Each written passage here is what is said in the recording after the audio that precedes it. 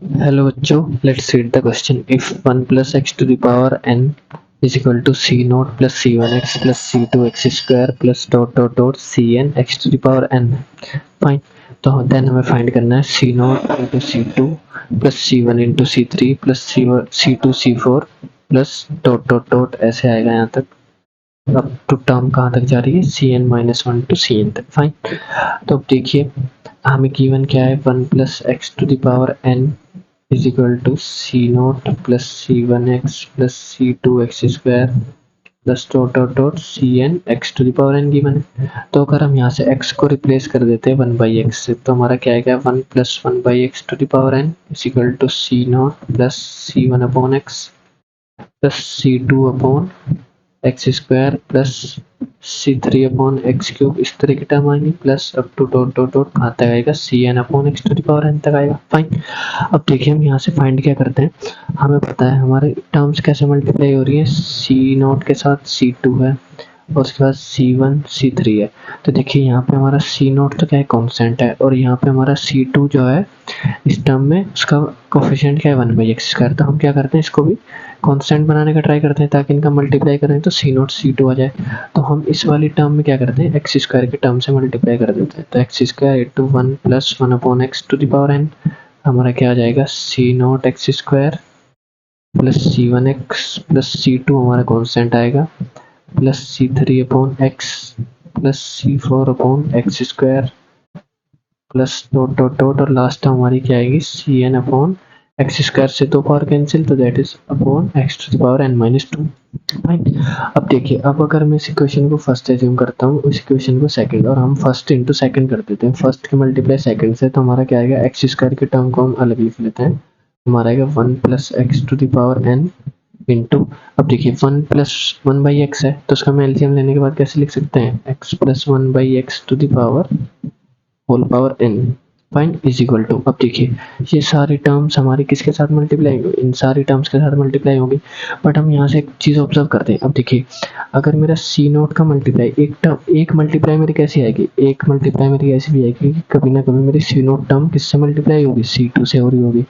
तो that is C note मेरी किससे मल्टीप्लाई होगी, सी टू से, प्लस एक टर्म मेरी कैसी आएगी, सी वन एक्स मेरा किससे मल्टीप्लाई होगा, सी थ्री बाई एक्स से। तो देखिए एक्स से 1/x कैंसिल आउट हो जाएगा, हमारा क्या बचेगा, C one C three plus, अब देखिए क्योंकि हमें यही फाइंड करना है, C naught C two C one C three, तो हम सिर्फ यही टर्म लिख रहे हैं। अब देखिए नेक्स्ट टर्म हमारी क्या है, सी टू एक्स स्क्वायर, और यहाँ पे क्या है, सी फोर अपॉन एक्स स्क्वायर भी है। तो जब इन दोनों की मल्टीप्लाई होगी तो एक टर्म एक्स स्क्वायर से 1/x² कैंसिल, तो एक टर्म हमारी किस फॉर्म की आएगी, सी टू सी फोर की फॉर्म की आएगी, प्लस अप टू ऐसे ही लास्ट तक हमारा कहाँ तक जाएगा, देखिए लास्ट तक हमारी कैसे बनेगी, C N minus two C N, ये सब हमारी क्या आएंगी, इंडिपेंडेंट ऑफ एक्स टर्म आएंगी, प्लस अब बाकी जो टर्म्स होगी इनकी मल्टीप्लाई को हम मल्टीप्लाई नहीं कर रहे हैं, बट बाकी टर्म्स में x जरूर आएगा, x का टर्म इंक्लूड होगा, फाइन।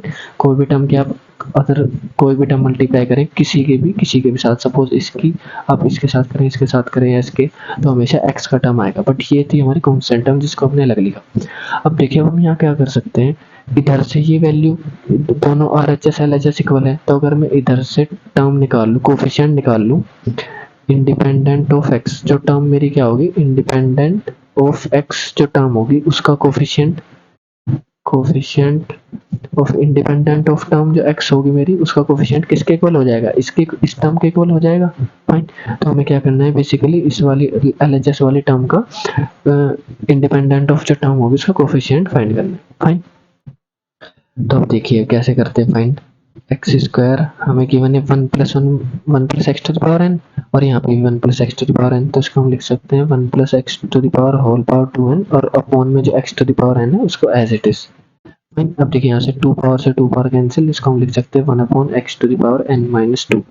यहाँ पे बाइनोमियल लगा सकते हैं, तो बाइनोमियल हमारा कैसे एक्सपेंड होगा, 2nc0 plus 2nc1 X to the power 1 plus 2nc2 X to the power n, sorry X to the power 2 plus dot dot dot, एक टर्म हमारी यहाँ पे कौन सी आएगी, जहाँ पे कोफिशिएंट हमारा क्या आएगा, X to the power n minus 2 आएगा, दैट इज हमारी आएगी 2n(c(n-2 x to the power n-2 plus dot dot dot कुछ ऐसे आएगी। अब देखिए जैसे ही हम इस टर्म से इसको डिवाइड करेंगे तो x x कैंसिल हो जाएगा, sorry x to the power n-2 से x to the power n-2 cancel हो जाएगा।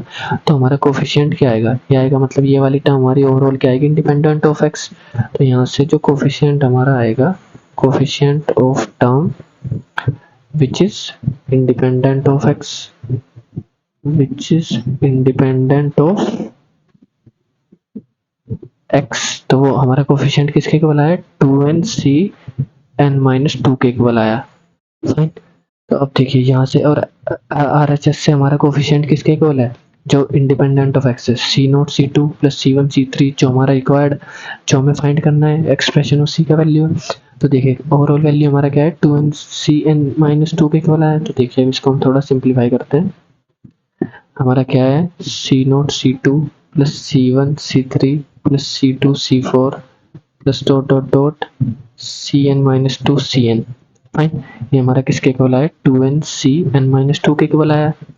ये भी इंडिपेंडेंट ऑफ एक्स टर्म पे कोफिशिएंट है। अब देखिए इसको हम सिंप्लीफाई करते हैं तो 2n factorial upon n-2 factorial into 2n n-2 factorial.